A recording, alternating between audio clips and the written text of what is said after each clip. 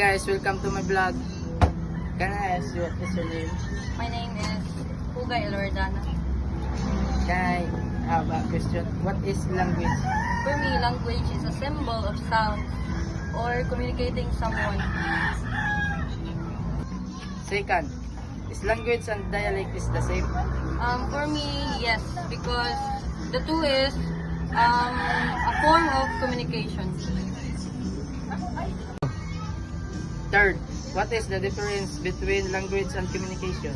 For me, communication is a symbol of exchanging words like that, and language is a symbol using sounds or like words.